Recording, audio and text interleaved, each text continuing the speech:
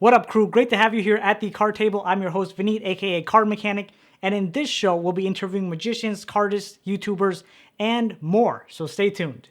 In today's show, we'll be talking to Jason Maher, who is an incredible magician and YouTuber. He has blown away huge audiences with his magic, so without any further ado, put your hands together and help me welcome Jason Maher. Hey, Jason, how are you doing? Good, man. How are you? I'm fantastic. Really great to have you joining me at the card table today. I'm really excited to actually get this chance to meet with you. I've really admired you from afar up till this point, and I didn't really know about you until recently. And I really started watching all your videos, and I was really impressed with the video quality that you have, the production, and all the tricks that you teach. I think it's just mind blowing and incredible. Thanks, man. I appreciate it. I'm doing my best out here. So I wanted to ask you, at least for the viewers that may not know you as of yet, could you just share a little bit about yourself, maybe how you got started with and magic, or your journey so far? Oh, okay. Yeah, right. So my name's Jason, obviously, Jason Maher, magician. And my whole magic experience was probably the same as everyone else's. I was young and I saw a trick and thought it was totally badass and was like, I'm going to do that now. And you go through life, right? You move through life, you know some card tricks. You can be the life of the party at some point, so you can be the nerd. Depends on how you portray yourself, I guess. 100%, yep. Yeah. And then I ended up going to uni to study to be a nurse, because when you get out of school, you got to get a real job, right? Yeah, of course. That's the consensus. And needless to say, I hated it. Like, hats off to nurses, don't get me wrong, but it just, it wasn't for me. I couldn't work for people. I just couldn't do it. So I quit. And I just started street performing. And that's when I really sort of cut my teeth as a performer. I just became a street performer. And streets are great, by the way. Like, it's so underrated, and people have a stigma on it. They're like, oh, if you're a street performer, you failed in magic and stuff. But actually, it opened a lot of doors for me. I traveled the world. I bought my house. I did all kinds of stuff. I did ridiculous amounts of things as a magician from street performing, which is wild, right? And then the reason why the whole YouTube channel experience started for me is because of COVID. So, so obviously I wasn't allowed now legally to do street shows. So I started making videos. And it's so funny too, because it's like 6 months old maybe. I've had the channel for a few years, but I've never posted anything on it till like 6 months ago. And in 6 months, like originally it was just like testing. Like I was just sort of like making crappy videos as like a tester. But there was no like rhyme or reason to them. They were awful. And then I feel like that's how everyone starts. Yeah. Yeah. I mean, you have to, right? You just have to sort of throw them out there. Anyway, this sort of evolved. And then eventually I felt like I was like, all right, I'm in a position where I know how to film. I know how to edit. All right, nothing else to do because I'm stuck inside all the time. So let's just do a 365 project. I was a huge fan of Eric Leclerc. Yeah. I'm sure you know who he is. Yeah. I was a huge fan of him. I remember watching his project like 9 years ago. And I was like, you know what? I might as well do it. I used to always tell myself too, one day I'll do a 365 project. When I get good enough at magic, I'll do it. And now I'm doing it.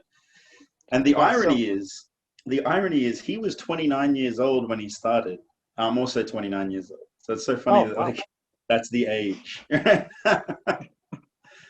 But yeah, that just and that turned into a thing. And that actually, and funnily enough, going from streets to online was a huge weird thing. I started posting stuff on like TikTok and Instagram and all this stuff. I got like 200,000 followers on TikTok and some random amounts on other platforms. But the point was, though, it opened doors for me. I got to like chat with Chris Ramsey and meet Eric Leclerc. Eric Leclerc's appeared on my channel, which is great. I've met other YouTubers like Kia Gomes.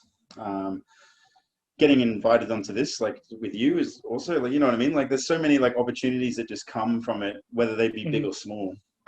I'm in the business of saying yes. So when an opportunity comes, you know what I mean? When an opportunity comes, no matter how big or small it is, I just say yes, because, I'm not really in the business of making money so much as I am waking up happy, if that makes sense. Yeah, I mean, I could definitely agree. I think money is more of a byproduct. I think you should definitely be happy with what you're doing. Yeah, for sure. Yeah. So let me ask you this. So when you switched from, you went from, so you said you went to uni for nursing. Yeah. And then you made the change to card magic and performing on the street. So how was that change for you? Like, was it a very difficult change? Was it easy because you were passionate about what you were doing? So Oh, how was that? it was hard. but it was so okay, so to put it in perspective, I went from working in like bars while I was studying to Yeah. just doing street performing. And when I started doing street performing, I was making like $30 a day. Wasn't much. Wow. It was rough. It was rough. Yeah, I was living on, Migarang, the instant noodles. Like Yeah, yeah, I yep, yep, yep. was living off those for a good chunk of time there. But but thinking back on it, I wouldn't do it differently anyway, Mm, because there was so much craziness that happened in that short period of time. From going from nothing, like not knowing how to street perform, to being able to make a living off it. I was there was so much that happened, just so much adventure. There was just so much cool stuff. Things that I think back on, I'm like, man, that was good. I got to meet some like crazy talented magicians that just saw me street performing, and they would come up and you know how magicians are. They see you doing a trick, they want to show you something, yep. And I would meet heaps of people like this, by the way, and they would show me cool stuff, and then because of it, you learn stuff. Like some magicians you'll see, and you're like, it's not really for me, and then others you'll see them do something, and you're like, oh, that's magic, and That's what that's I when you're want. gonna like, that's what you want to learn. And I was fortunate enough to meet this magician who's not like popular amongst the general public, but Mm. he's a huge inspiration for me, at least. His name is James Hessler, and he was a student of Gazzo, if you know Gazzo. You know Gazzo? I not really. No? Okay. Gazzo is like the pioneer of the street cups, the cups and balls. Okay. Oh, right. Yeah, Yeah, yeah, yeah, yeah. yeah. Yeah, yeah. And then he taught this guy, and this guy was a street performer, and I was fortunate enough to run into him. And I remember watching him do a street show. So I'd never met him before, and I was doing my crappy, man, you should have seen it. I was like producing an 8-foot straw. Like I was doing rubbish, Out of like rubbish the magic. brown bag. Yeah, yeah. It was rubbish. I had like the latex bottle that I was like putting in there, and just, oh, it's Yeah. gone. Wow. And that was the garbage that I was doing. And I saw this guy come in, and I was like getting crowds of like 5 people, right? And I'd make like nothing, chump change. Anyway, he comes in and does a show. He gets this crowd of like 200 people. Wow. It was Wow. Like insane. out of nowhere on the street. Yeah, yeah, he just built the crowd up out of nowhere. Wow. Like starts just standing there yelling, and then before you know, he's got 200 people, and then they all come Wow. and they put money in his hat, and he makes like $150 off like a 20-minute show, and I was like, that's like my whole week, and he did it in 20 minutes. I was like, God damn. Wow, that's incredible. Yeah, that's what. But I was lucky enough that he then taught me how to do all this stuff, and that was great. That was a really good experience. Yeah, we had some good times. Yeah, so I feel like it's always weird looking back, and I'm sure at the time you weren't as as thrilled about doing, or the way that you were living, or the conditions that you were in. But looking back, I'm sure you're much happier and proud that you went through that process. Yeah, well, there's a funny thing because magicians are inherently soft, if that makes sense. So, like, if you tell a magician, like, oh, you should just walk up to that group and show them a trick, most magicians will be like, oh, nah, Yeah, I'll show them if they want to see it, but, yeah. nah. And then you're just like, what the heck, man? Like, just go and do it. Like, just go and do it. Just walk up to them and show them. Like, if you want to practice, you want to get good at magic, you have to perform, right? So just For sure. do it. Just perform. Like, yeah, I mean, I was kind of the same way when I first started doing card magic. It was more like, oh yeah, if they want to see it, they can just ask me. But it's like, how did they don't really know that you know magic. I mean, you may be holding yeah, and then you get like, and then you start doing this stuff where you just stand in the corner and you're like, did anyone see you know what I mean? It's like this, like, and then someone's like, oh, that was good, and you're like, thank you, yeah, you noticed me, yeah. Whereas like, if you walk up to someone and you just tell them, pick a card, let's just have a bit of fun with it, see where it goes. Exactly. So I think that's much better, right? There's an organic feeling to it. Mm-hmm. But yeah, you see magicians all the time doing the the peacock. Well, there's the peacock as well. Yeah. They do this one where they go like this. You know?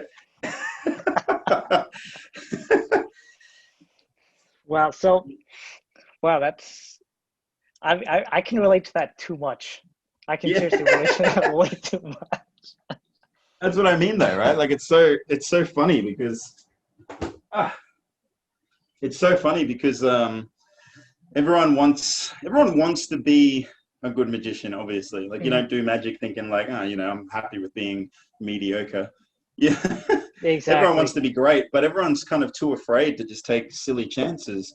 Mm. And I think it's always the kind of like a mindset that people have. It's like, oh, if I'm gonna do this, I have to be perfect at it. That's why people just maybe just don't take that step to going out and getting out of the comfort zone and just performing. I think that's really what it is. you know what's funny too, like, because they say like, oh, I want to be like perfect at the magic trick and stuff like that. Mm. But you could have the best sleight of hand in the world, and people will still figure out how it's done Yeah. if you're not interesting enough to distract them from the method. Mm-hmm. Does that make sense? Mm-hmm. Yeah, definitely, for sure. Yeah, it's also so easy to forget what magic like feels like and looks like to someone who doesn't do it, and that's something that doing the 365 challenge has so opened my eyes to that, because I forgot what it looks like for someone to experience magic for the first time, especially when you're doing a trick to the camera every day kind of thing, right? Yeah. But because I have to watch myself back, right? And you see, and I know how the trick is done, but now I'm seeing the performance and I'm like, is that engaging enough? Is it interesting enough? Are people going to watch that and think it's funny or entertaining, or is it just going to be like very methodical, like, you know, too much method and not enough entertainment value? And that's the thing, like you could be an awful at doing a double lift, but if you're entertaining enough, it doesn't matter. It doesn't matter. Yeah.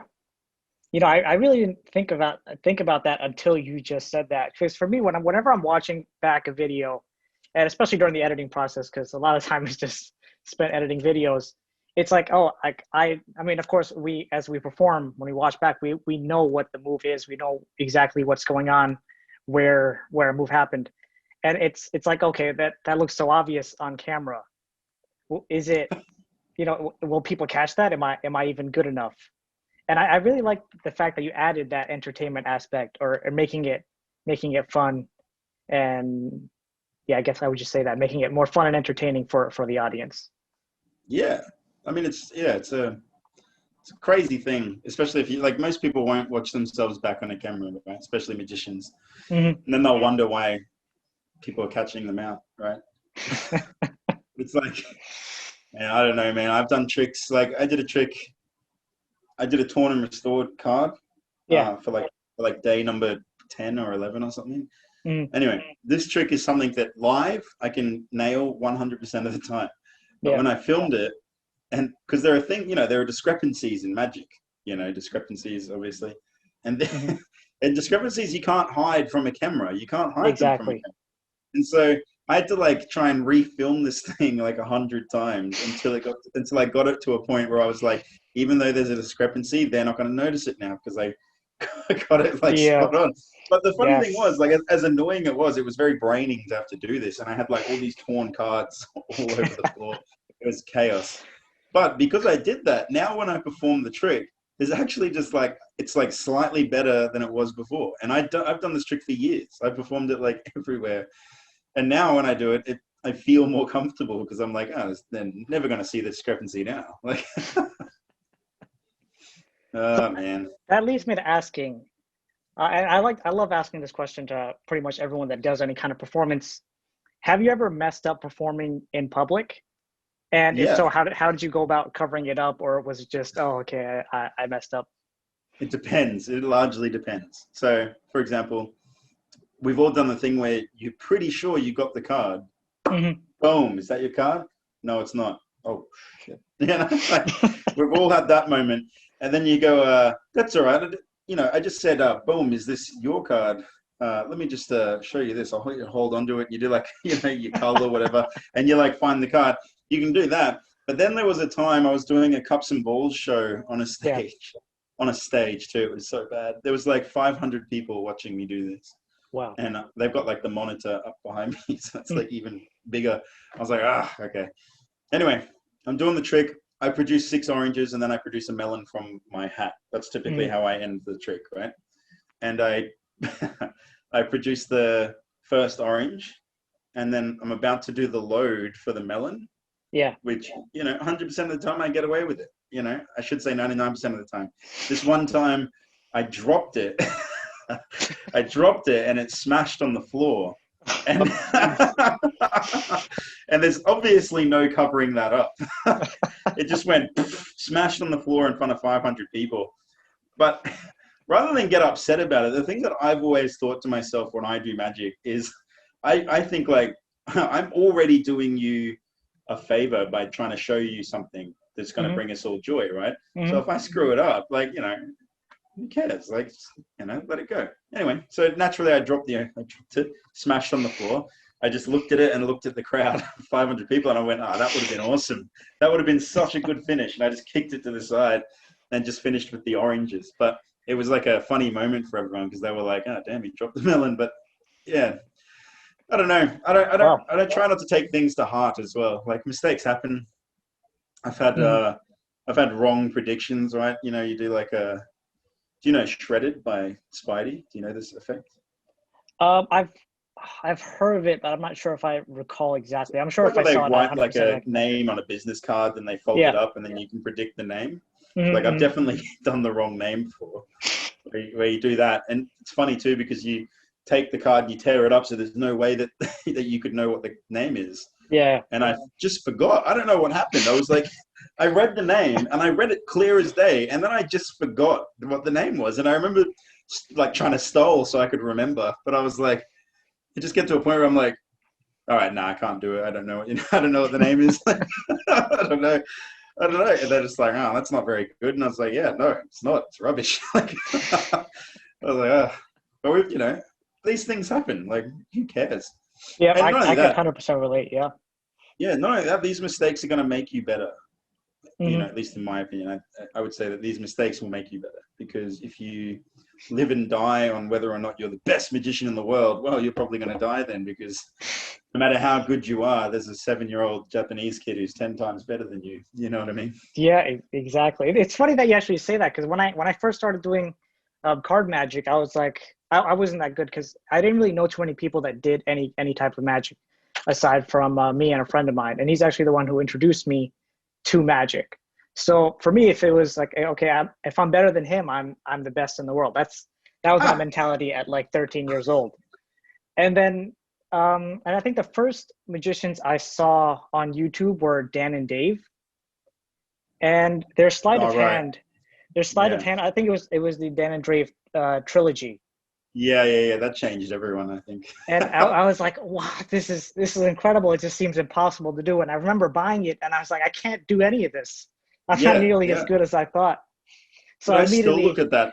I still look at that series as reference, because it's like, God damn, that was so good. That was so good. The stuff they were doing was just uncomfortably good. Yeah, exactly. And I remember him saying at one point, it's like, you can't do these. You can't like learn this overnight and do it. I'm like, I'll prove this guy wrong. I'm sure I can do it. You know, another one was, you know, Ponta the Smith. That was another one. I remember, because I was like, yeah, I'm great at coin magic, right? I can do all kinds of stuff, 3 fly coins across, matrix, I can do everything, right? And then Ponta released his set, and his stuff looked, first of all, I remember watching it being like, what the heck? This is some crazy stuff. Yeah. I was like, I'll just buy it. And then in my head, I was like, I'll just buy it and I'll just learn it. And then boom, done. Now I can do it too. And I picked it up, and I still, to this day, I don't do a single routine from his set, because it's so like crazy. It's crazy. Yeah. And it's the same with Dan and Dave's stuff. Like, I do a couple of things from Dan and Dave's stuff. But I think the stuff that I feel is practical, like Hofsey Osborne. I really like that trick. It's a good one. Yep. But then there's like, you know, the 6-9 trick that he does, where he's like, oh, they get dizzy and now the 6s think they're 9s. Yes, but, you know, yes. That's I tried learning that so for the longest time. I couldn't get it down. Even as like a plot, it's just so hard to stay there. Like, you're like, oh, I'm so confused. Do you know Daniel Garcia? Yeah. Well, he put out this trick years ago, which I literally just made a video of it yesterday. It was the trick that I put up yesterday. Anyway, the trick was Daly's Revenge. I don't think I'm familiar with that one. I've seen a decent number of his things. I don't remember that one. Yeah, Daly's Revenge was like he just made an intensely sleight of hand difficult trick, which, by the way, even when I watched his performance, like back in the day, I remember when he put it out, I watched it and I was like, that's insane. I'm going to learn that. It has this like mad double color change thing. Mhm. And I watched the performance again recently because I was like, oh, I could do that trick today. I just got to remember what it is. So I watched it, and even he is flashing this trick. It's so difficult, right? But for an untrained eye, it looks great. Yeah. Yeah. But yeah, even he is flashing his own trick. And I watched it and I was like, oh, that's so hard. And then I did it and it took like 40 no, it took, was it 64 takes? That was it. 64 Wow. takes. Yeah, I had my friend holding the camera. Like I could do the moves, but they kept flashing. Like, you know, they kept like so angle sensitive. It was insane. So we had to like keep doing it until we got the right angles in the camera.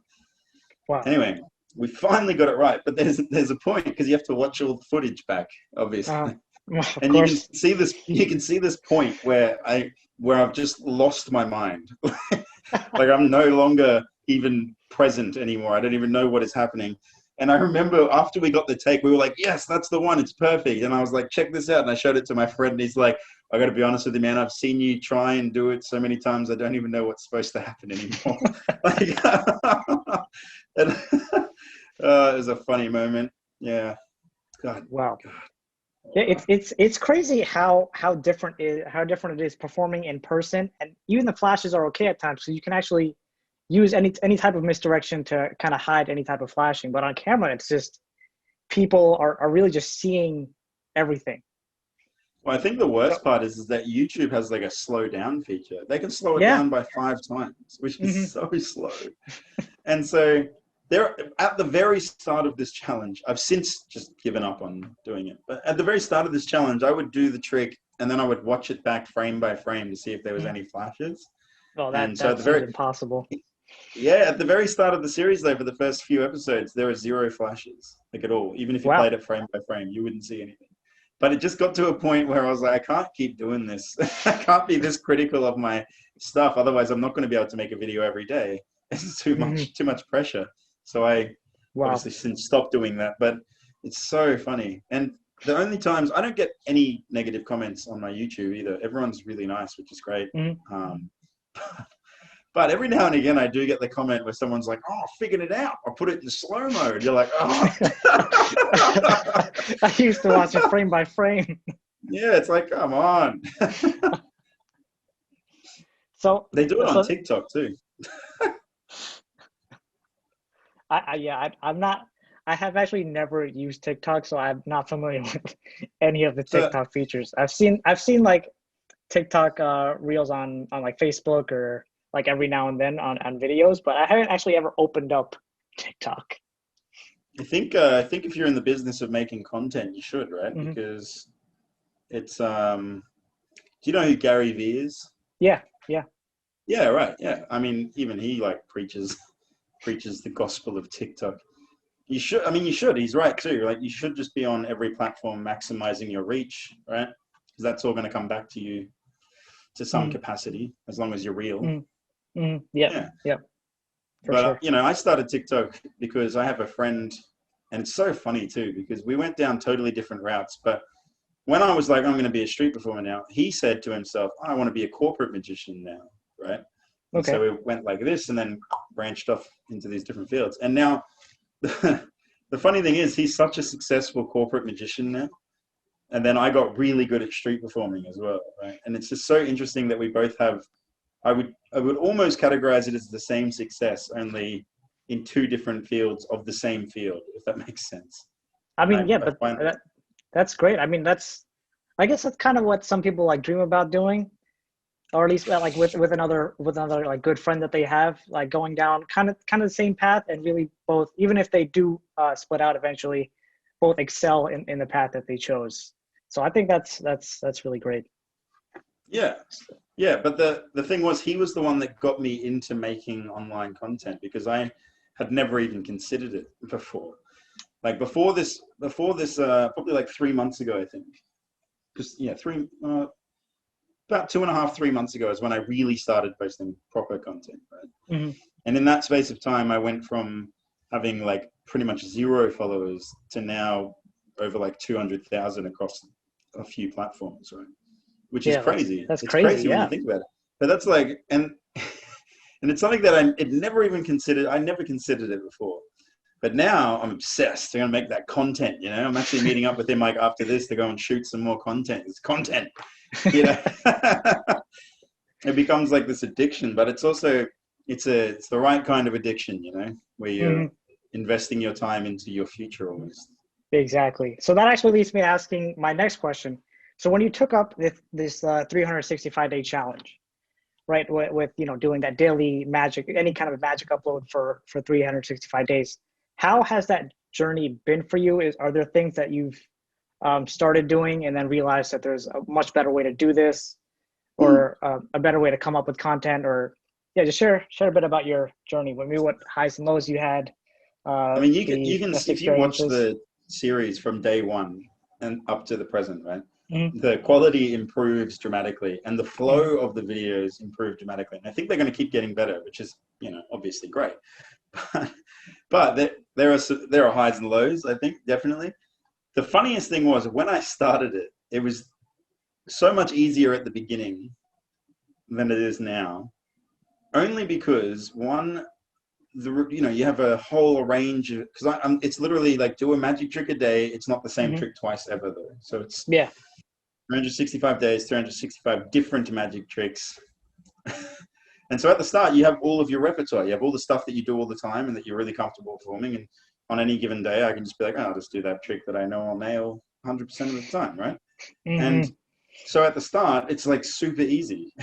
But then it's now, after 73 days, it's now crossed into the realm of tricks that I have done in the past, but I can't, like, I don't do them now, if that makes sense. Yeah. So it's like I can still do them, but they're probably not as crispy as the ones that I do regularly. And so, and that's the realm that I'm in now. And the funny thing is too, because you look at the videos at the start and the edit wasn't too great, but I guess for me back then it was great. And now I look at it and I want to try and do the best possible edit to make the videos as engaging as possible, so that the whole entire experience is this big entertainment factor, right? Like if someone binge watches the series, I'd love them to be like, feel like they're actually a part of this journey, even though it's already finished, for example. You know what I mean? Exactly. Yeah. And so that's pretty much what I've been doing, but crossing into the realm of tricks now that I'm trying to remember. And it's so funny because I'll be like, oh, I remember that trick. I should do that today. And then I'll have to sit down and like almost like relearn it. But because I know the moves, it's not too bad. But I'm waiting until I get to the point where I'm actually learning new stuff, right? Like flat out, or just inventing stuff. Like that's gonna be wild, man. Yeah. So for me, it was pretty much the exact same thing. When I first started, like there are tricks that you just know, off the back of your hand, and you can just do. So like the first maybe I think 15, 20 videos I did, it was all really easy. I mean, of course the production quality wasn't great, but in terms of content, it was so easy to make. But then after a while, it's like, okay, those are all the tricks in my repertoire. That's everything I know. That's all of the things I know. Yeah, now you have to start getting creative. So then it was a whole process of learning a new trick or coming up with a new trick. And if it was something I learned from someone else, it was how can I modify this to make it my own, to make any kind of changes to it. Then actually learning that trick. Then of course going through the filming of the trick, making sure that nothing flashes, as we were talking about earlier, and then doing all the editing. So you're really going through this entire process. And so for me, it was difficult to even just do 3 uploads. I think right now I'm doing 3 uploads a week, sometimes 4, but I have no idea how you do an upload every single day. Like my hat's off, so much respect. I don't recommend it to anyone. It's hard work, but if you like it, like here's the thing, I love magic and I love performing, and actually funnily enough I like filming too. Like just the art of filming is so interesting to me, so it's all fun. But there are those days, don't get me wrong, where I have like a mental breakdown where I'm like, I don't know what to do. It's like I have those days every now and again. The worst times are when it's really late, like it was the last thing that I had to do in a day. Like I had like 4 shows and then I had to go and spend time with the wife doing this and dinner somewhere or whatever. And then I come home and it's like 11 o'clock and I haven't even started filming yet. That's when it's hard, because then you're like, right, you spend like half an hour, come up with an idea. Then you try and film it for like an hour, then you've got to spend like an hour or two editing it.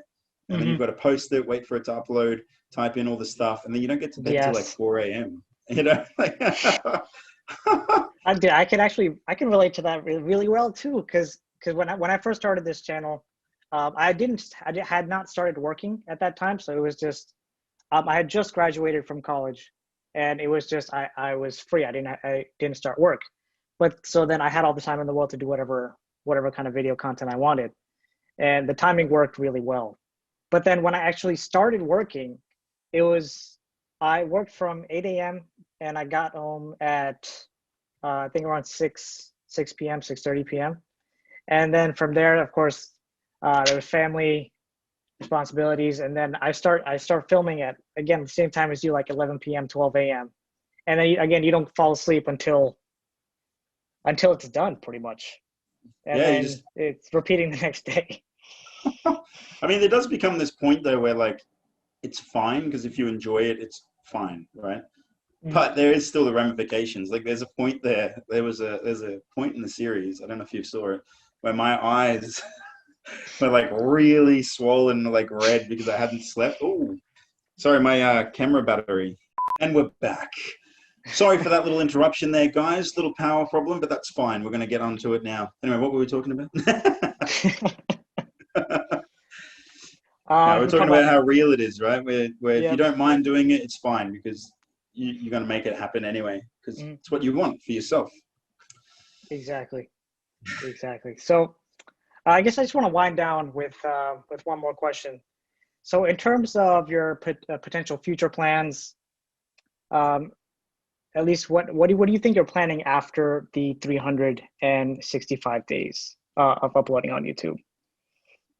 I deliberately started this project later on in the End of the World series because I'm hoping by the time that I finish it, we can almost resume our normal lives, right? Going back to like full-time work and stuff, which is great. And for Australia, we're very lucky, and things are almost going back to normal for us, which is also really great.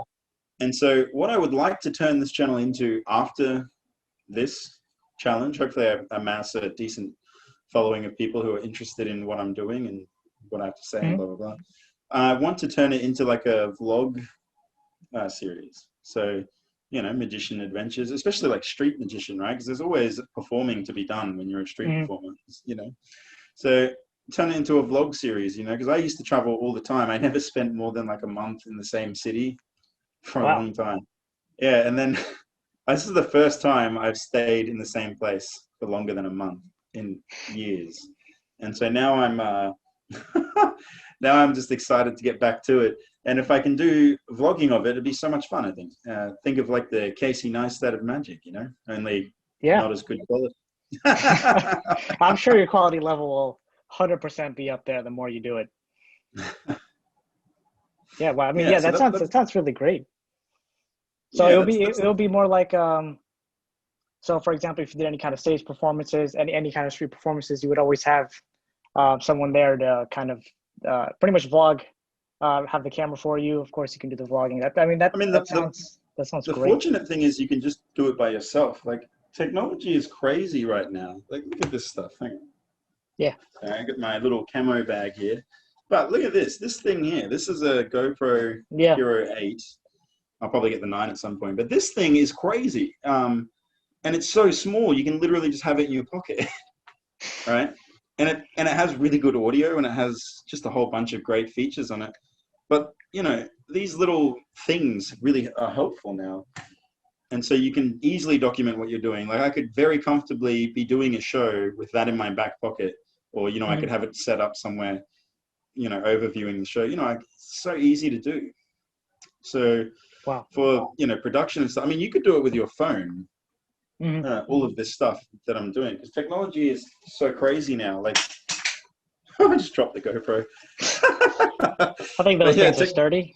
Technology is so crazy. You can get stuff like this. So this is a Gorilla tripod. Yeah, but it's got a little phone attachment here, so I could literally just attach this to a street pole and put my phone on it, and then.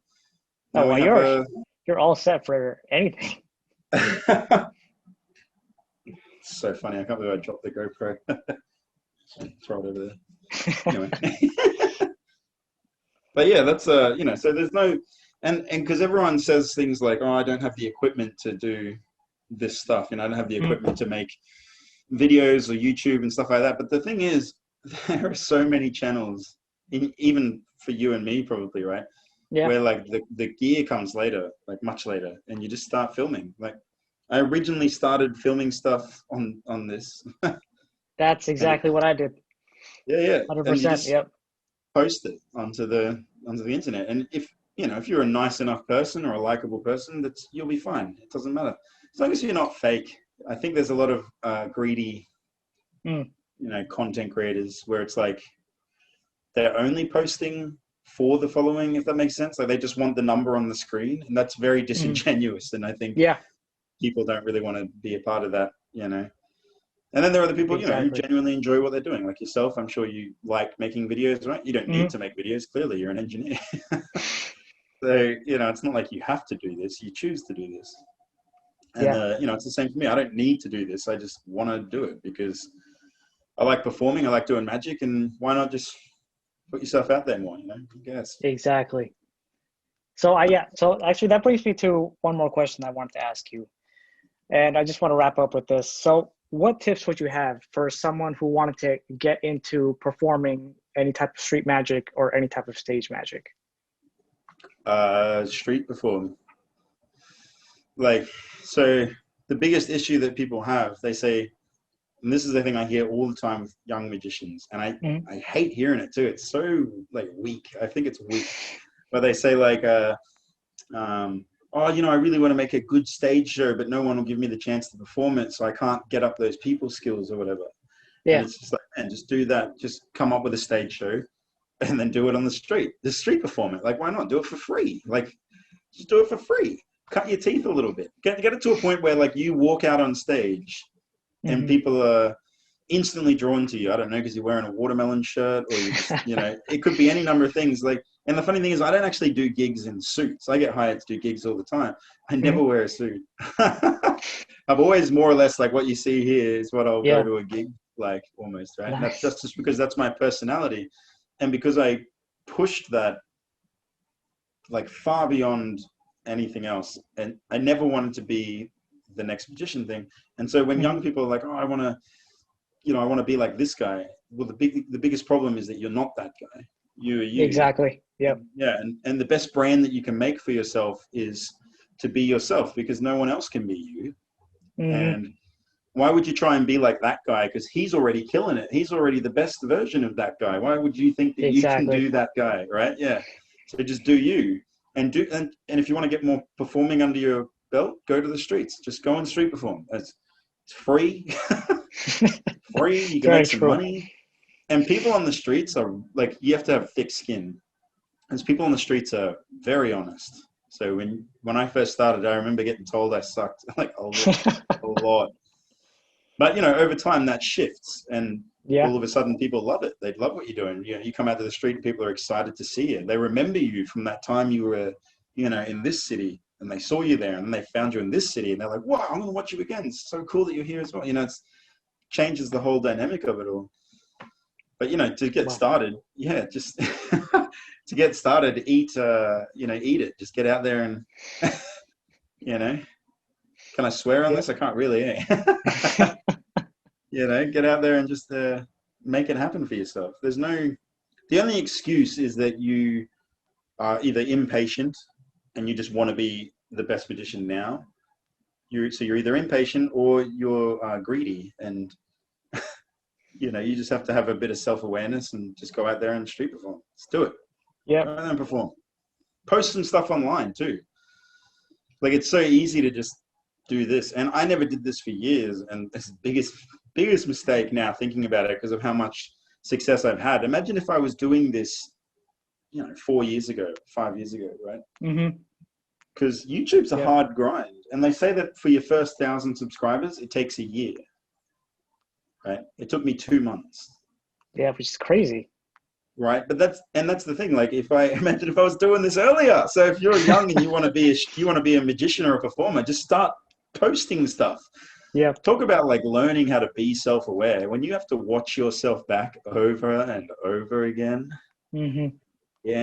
it's so eye-opening. I mean, it's great, and it kind of, I mean, at first when I first saw myself played back, I was like, I hate this so much. But there's so much you could learn from just observing yourself. I could have done this a little better, and it's always just making those small adjustments and small improvements. And I Yeah, think you're absolutely right. You just have to start. I don't think you can wait for the perfect moment, or okay, I'll do this. I'll do this now. I'll do this when I'm as good as David Blaine, right? It's just you just be the best you and just start, and things will start happening. exactly. Yeah. Because when I first started this, one of the things I used to say between silence, when you have like a thing that you say to fill the space, if that makes Yeah, sense. yeah. I used to always say like, okay, it was okay. Okay. So I'd be like, what's up, guys? Jason Ma, the magician. Okay. And I'm going to be doing a magic trick for you. Okay. And I remember doing a video where I had to cut, jump cuts, obviously. I had Yeah. to jump cut out like 30 OKs. And that was when I was like, this is not okay. I need to stop saying okay. And so now I don't say okay all the time, except for now, obviously. But that was Yeah, very real. I think we actually all have those words. I've realized I always say so and now.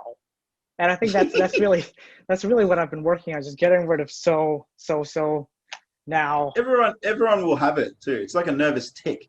But Mhm. when you learn how to deal with it and you're watching yourself back I never knew that I said okay this much until I had to watch myself back all the time. And thinking back on it now, I'm pretty sure when I was doing like a performance or talking to friends or something, I was saying okay an excessive amount.